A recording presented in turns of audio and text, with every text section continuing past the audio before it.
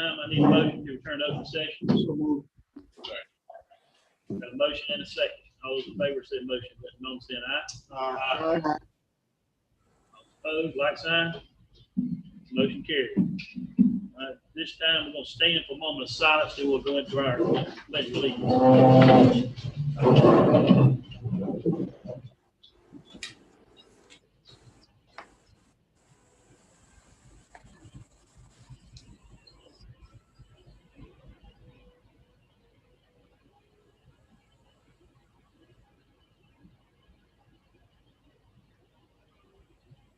This time we'll do a pledge.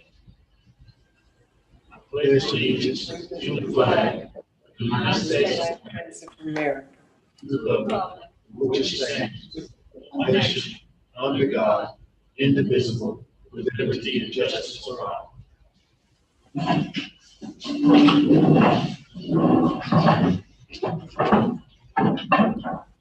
Yeah, this time I need to get a approval of the minutes of the October 12th and October 28th meeting. Second. I've got a motion and a second. Any discussion? Hearing none, I can call for the vote. All those in favor say motion saying aye. Aye. All opposed, like sign. Motion carried. All right, going on to our next item on the agenda, we're down to our financial report, Mr. Wilson.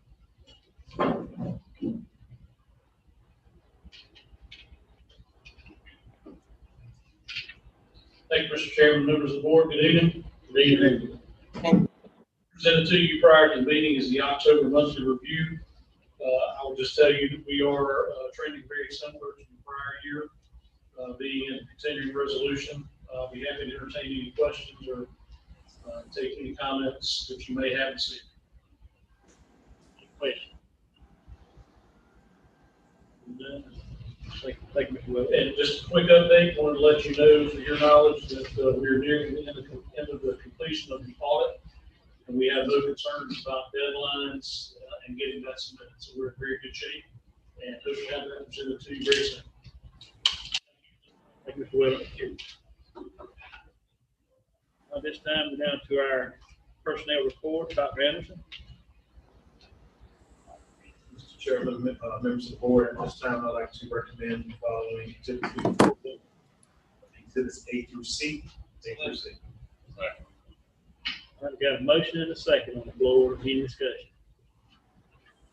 Hearing none, I call for the vote. All those in favor say motion, let none saying aye. Aye. Those opposed, like sign. All right, motion carries. All right, continue on. Okay. Also, I want to give you a brief COVID-19 update. I think our last update we presented to you, actually week 1 through week 7. So obviously now we have weeks 8, 9, 10, 11 to add on to those. Looking at staff positive cases.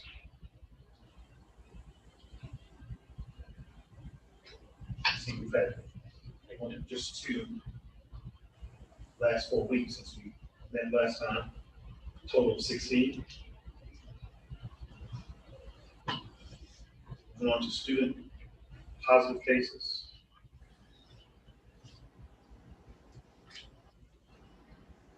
Total of 40, 15 since our last board meeting.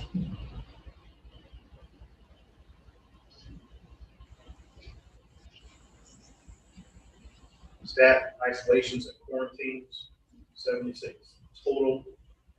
We've actually had 19 the last 4 weeks since our previous or last board meeting. Hopefully we'll continue at down the trend that we see in weeks 9, 10, and 11. Okay.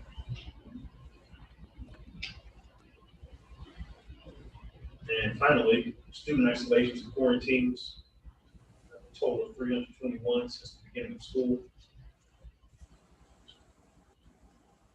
And hopefully we'll see that trend continue as well. Last 2 weeks, 28 down to 50, well, 44 down to 28 down to 15. Hopefully we'll be able to continue that trend as well. Okay. Any questions? Going over here.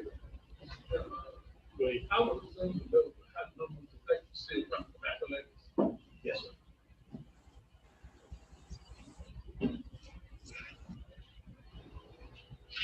You want it? Most of the teachers that have had this, they've been around the scope of they've been able to return with no problem. All 5 teachers been able to return and they had any that have no problem. The staff that tested positive? Yeah, Yes. all of them have been able to return. We have one that is, CPS? yeah, one that is part-time presently in her return back, but all are doing well. CIS. That's right.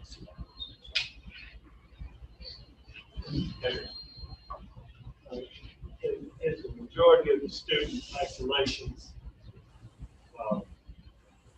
they just been, like this week, mostly on one class. Lately. They've just been, when you've had groups, it's been a whole class that's happened for the most part. Like a kindergarten class, you have one positive in a kindergarten class, and all of a sudden you've lost the whole class and the teacher and the assistant.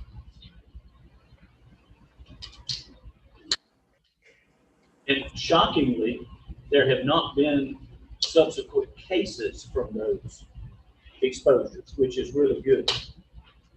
We're a little bit shocked that there haven't been more subsequent cases when we isolate.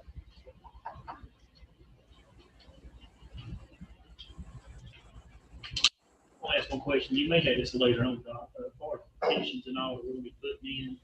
That's something later in your. Yes, so that's in my superintendent's. I just want to make sure we did go over that. Yes, sir. Sure. Thank you, Annette. Thank you, Dr. Anderson. Thank you for that update. Okay, now moving on down to our next item, we're down to our curriculum report, Mrs. Folsom.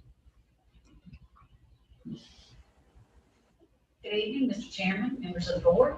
I'd like to highlight a few items from our curriculum report from October.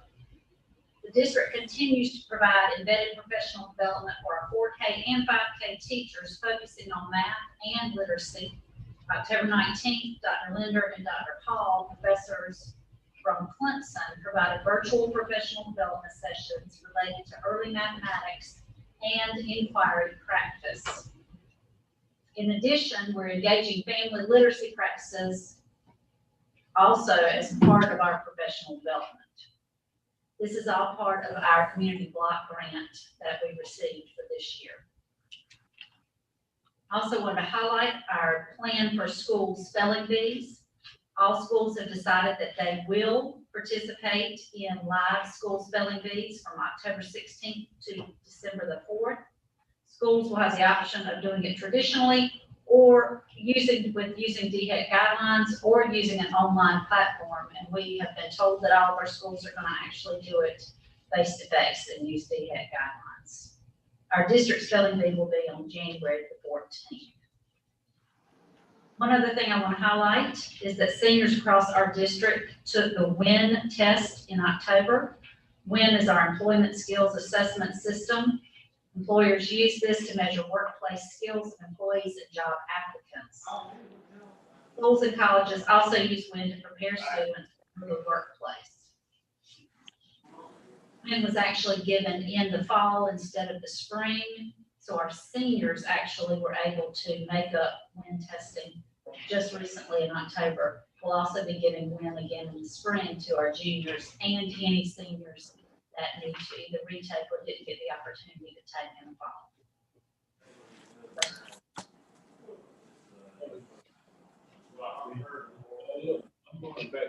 reading early childhood, I noticed that we have had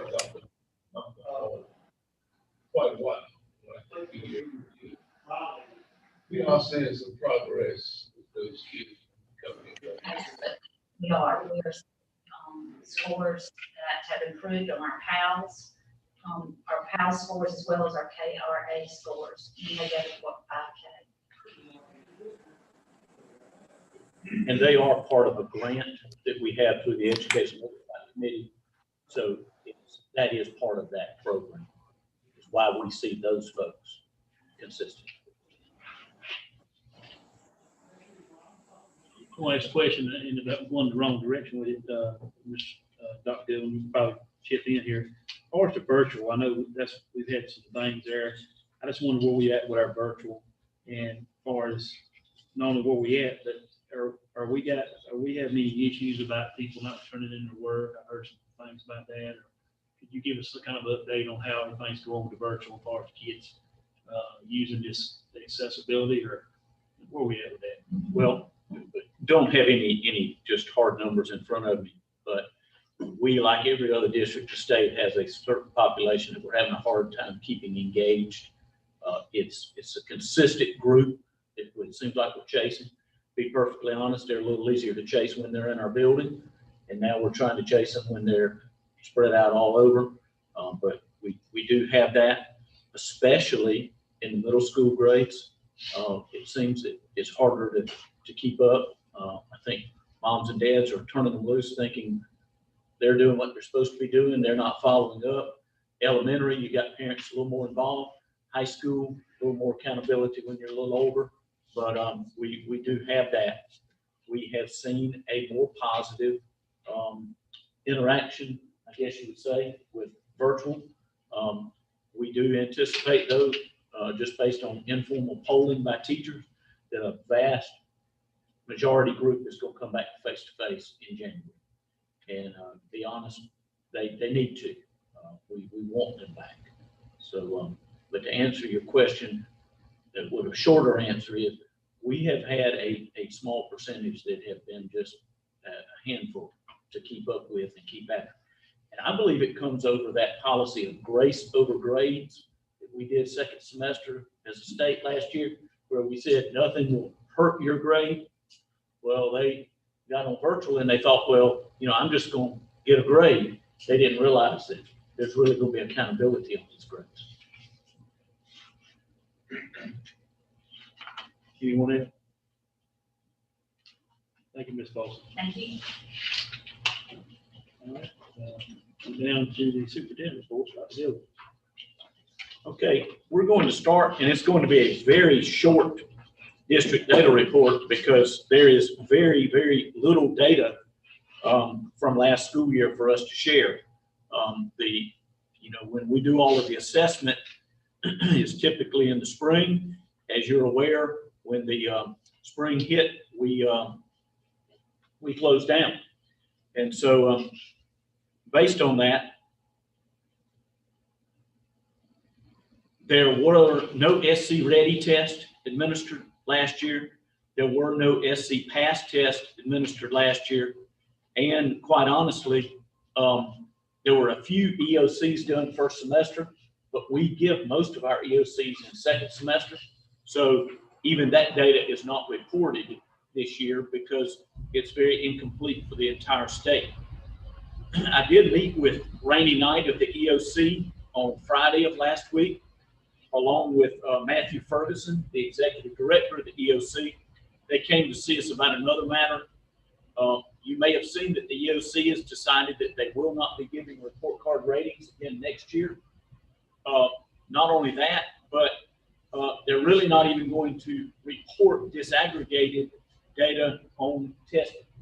And so we will get data on testing, but it will not be reported publicly. It does not appear.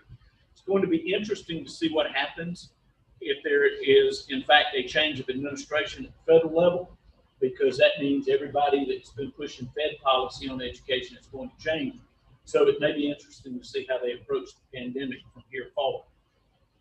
But we do have a few things that we want to share, some information. Some of this is data we can report. The first being graduation rate, because we did have a graduation cohort. If you'll recall, that cohort began in 2017 when those students entered high school, and we have to track them all the way through. The only way they get to be removed from the cohort is if we have documentation of a transfer, like request of records or actual proof that they transferred to a school, or if they pass away. And other than that, if they are a kid who goes to another state that doesn't require transfer of records, we never hear from them again, they're counted as a dropout. And there are states that do that, especially with ninth graders. Also, we cannot count students as a graduate if it takes them more than 4 years and a couple of months during the summer to graduate. So if they come back to us a 5th year and graduate, they're still counted as a dropout. If they are expelled and do not return and graduate on time, say they get expelled, it takes them an extra semester, they are counted as a dropout. If they had an IEP and completed a certificate, these are our more profoundly special needs children who are not cognitively capable of a high school diploma, but they certainly get job skills, and we get them job ready, they still count as a dropout. Any student who comes to PLC and gets a GED is counted on our sheet as a dropout. Also, if they come to adult ed and do not complete within that 4 years and a couple of months with their peers, then they're counted as a dropout. So you can see that the odds are stacked against you with any kid who struggles a little bit. If they struggle, you're in trouble. That's why it's so important that we give opportunities for credit recovery, that we give credit opportunities for other ways to get those credits on time. Also, another metric that's being reported again this year is college or career ready.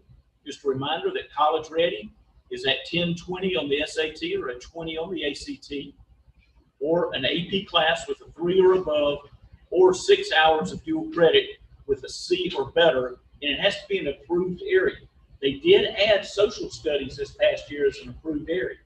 Prior to this year, if a student went and took psychology and sociology and did real good in the classes, they don't count as college ready. But now social studies does count. As far as career ready, the WIN or work keys, Ms. Folsom was just talking about WIN testing, silver or better. They're a CTE completer, but they can't just be a completer. They've got to have an industry recognized credential. So they have to take a credentialing type test. An ASVAB score of 31 or higher, or successful completion of a work-based apprenticeship or experience, which is very hard to get the required number of hours to become career ready through that path. I had a quick question on college ready. You know, with a lot of these colleges going away from taking the SAT and the ACT, you know, there's a lot of kids that aren't going to take it. Is that going to hurt in the long run? Are they going to take that into account at all? They've said that because they're suspending ratings for, suspending them this year and are suspending for next year, they say we'll wait and see what happens with the SAT and ACT in the future. But it seems like, most of the a lot of private institutions are completely doing away with having a requirement of an ACT or SAT. And most of the public schools have suspended at least for next year's incoming freshmen. Yes. So we have a lot of students taking SAT. Ms. Sweeney, I can't answer that. I know we're at a SAT site. We were an SAT site in October at Sherrall High. We had to meet all those special protocols, but I don't think we had a lot of students take. We get the result, test results from those. Yes, sir, we do. But now, it's always a considerable amount of time after they take it in October until we'll see the story. In March.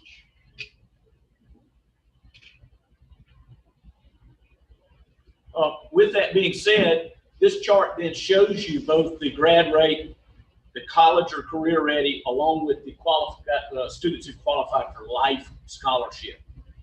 You'll notice our grad rate was 87.2%, which is a since the metric was changed 3 years ago, we have had an increase in grad rate every year since the metric changed.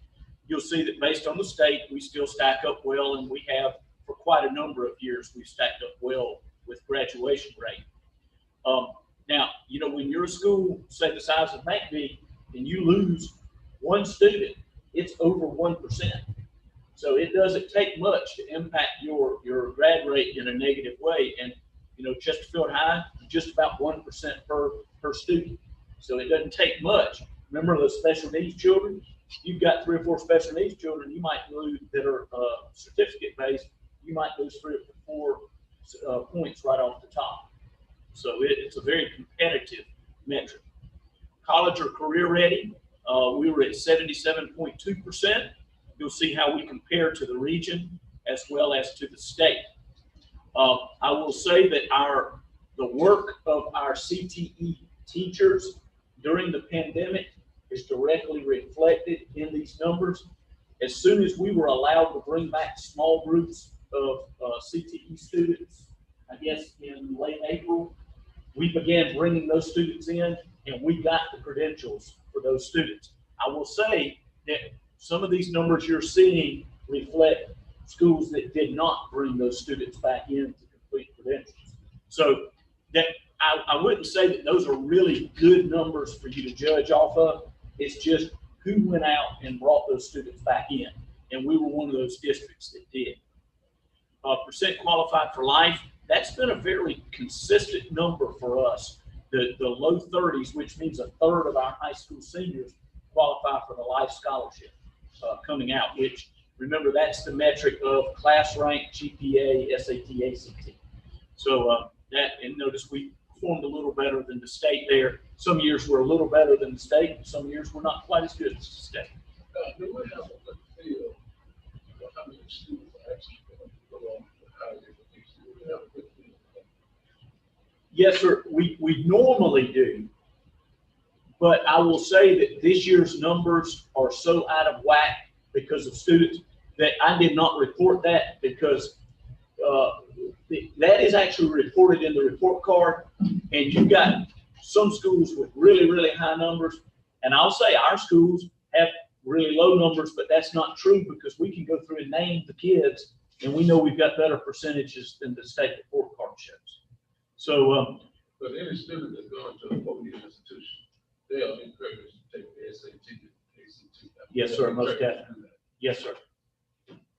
And quite honestly, most of our students qualify for waivers because we're a community eligibility school district. So they can't even say the cost of the test is an issue.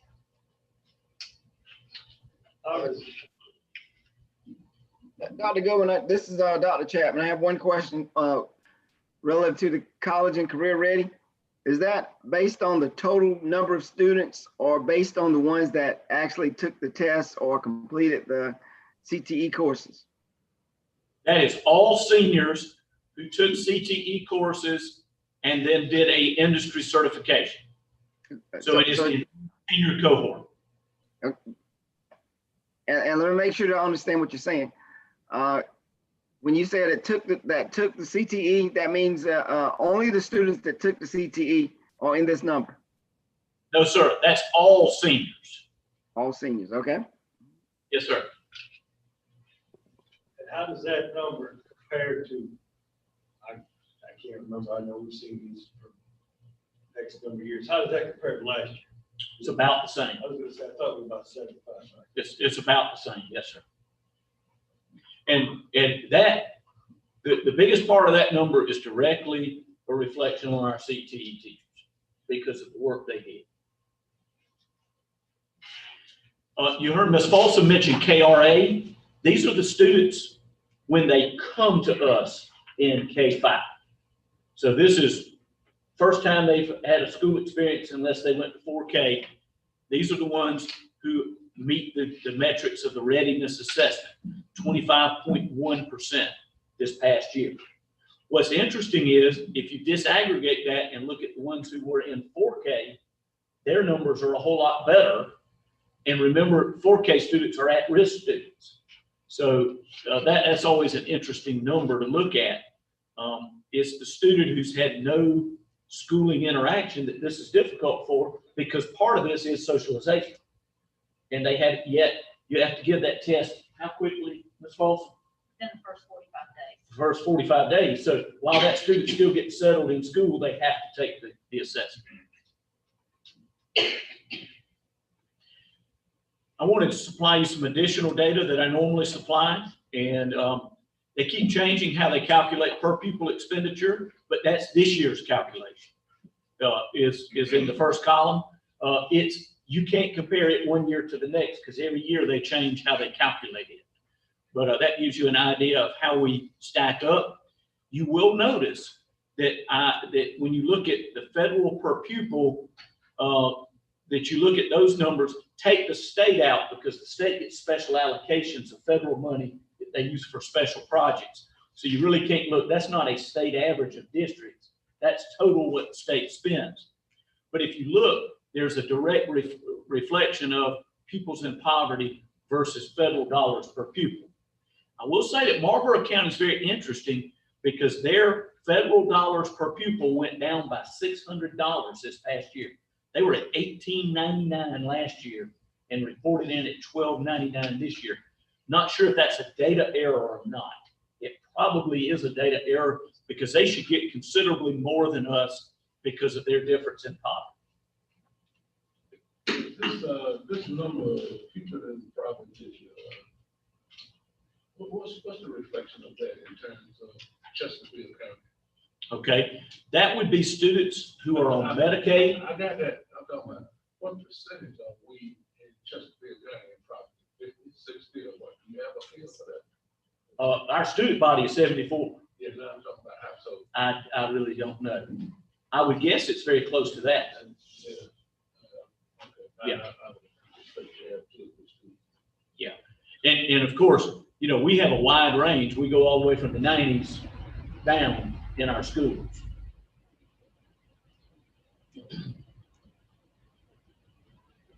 Some more additional data is average teacher salaries. Now, keep in mind that that's an average teacher salary. So when you look over at that advanced degrees column, that impacts that number because the more advanced degrees people have, the higher their salary, and then also years of experience. So you'll notice that, you know, the correlation's there. You will notice that we stack up about where we do on most other metrics as far as expenditures and all. And then on the administrative salaries, you notice where we stack up there. Lancaster is a little bit of an anomaly. I've tried to do a little bit of research for other districts around. For a district of their size, their poverty index, their expenditure per pupil, that number seems odd. You know, I don't know what the reason is, but their number seems odd this year.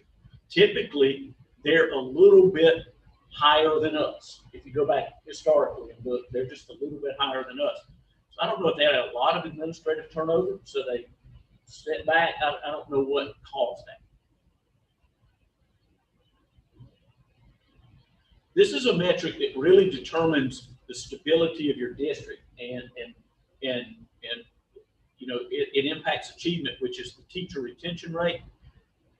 They measure both the regular teacher retention rate for each year. So last year we were at 90.9, but they also, because you need to look at a 3-year average, because you can have 1 year with a lot of turnover. That's an anomaly, a large group that retires, for instance. So ours is 89.9%. You'll notice that we lag the state just a little bit there, but in the competitive teaching market, especially when you consider that our local teaching supplement is only 5.5%, where our surrounding districts are 11, 13, and 15% local supplement. It's amazing that we do as good a job going up against them as we do. So, you know, that's a testament to our work conditions, I think you would say. And really, that's all of the data that I have this year because there's not a lot there. But this is when you have questions. Yeah, I want to go back to the kindergarten assessment. And I know you take these tests the first 4 or 5 days. When you take that test in the spring of the year, what type of percentage? Do you have an idea? there is no assessment at the end of the year.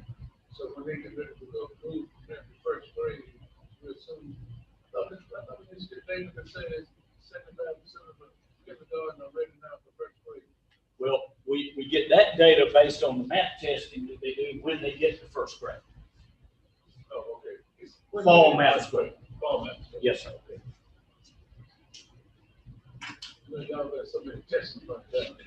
It's hard to keep up with. Yes, sir, I agree. Any others?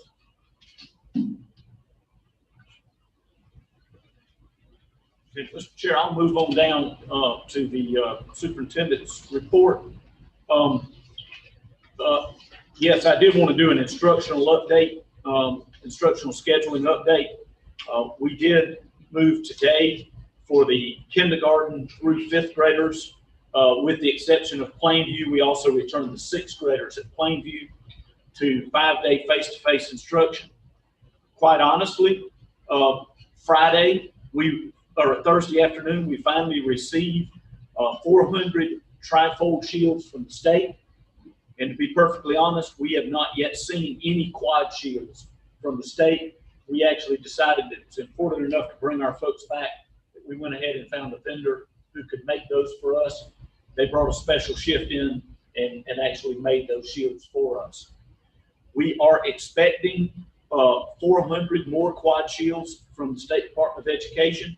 The projected delivery date on those is November the 11th. Of course, we're ramping up now for when virtual students come back and for when we go back 5 days middle and high school. So we're bringing those in.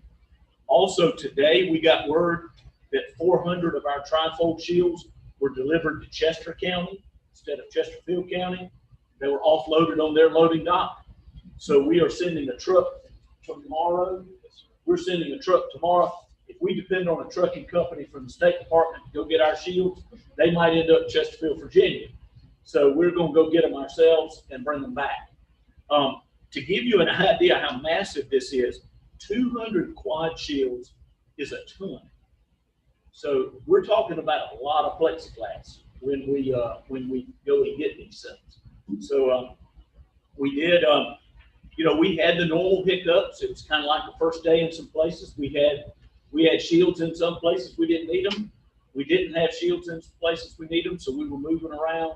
And we're obviously we'll work through the kinks. One of the biggest challenges is how you feed the students. We're doing a lot of lunch and breakfast in the classroom, obviously, and that's very labor intensive. But I will say this, I don't know if Ms.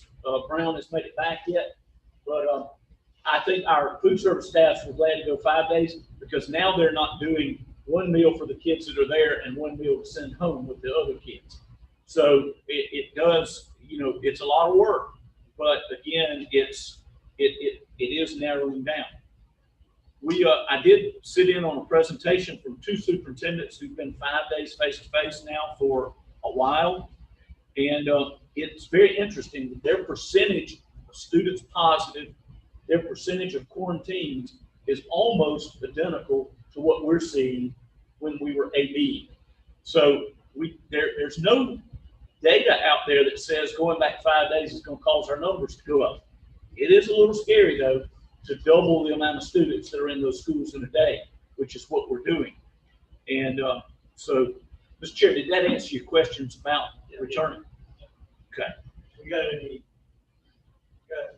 ideas on middle school and high school? Probably we are looking at this point at a change when we come back, sometime after we come back and get settled in, and then bring it back full time. We probably would come back on an AB just to get settled, since we're going to have all new schedules. Question: with that amount of plexiglass shields, we put in most of those in classrooms, or how is that? There are 4 classrooms. There are some classrooms need shields to maintain the distancing requirement. There are some classes that don't. There's some that will have a set of 2 sets of quads in the middle of the room and everybody else spread around the outside because they can get 6 feet between the quad and the students. So not every student is behind a shield because they don't need it.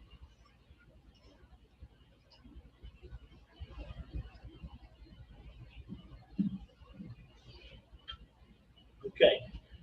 We do open the virtual to face-to-face registration window tomorrow, November the 10th through the 24th. We have sent 2 snail mail letters home. We have already done a number of call outs, emails, texts, reminding people that that window opens. So we are going to continue to bombard people until that window closes on the 24th, because we don't want, like we got in August, where people said, I didn't know that I could make the change one way or the other. We want everybody to make an informed choice, because this choice is for the remainder of the school year.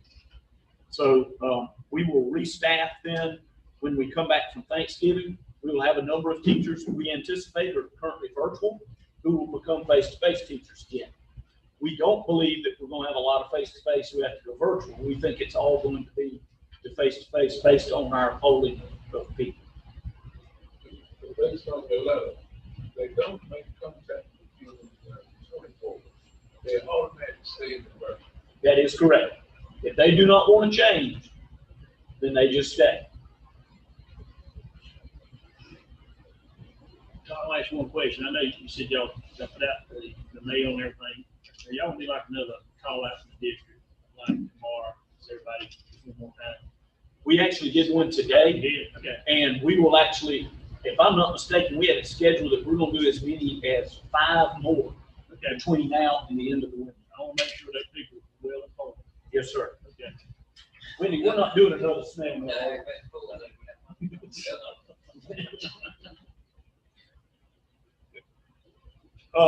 Other reminders, we are going to give everyone a much needed break for Thanksgiving, the 25th through the 27th.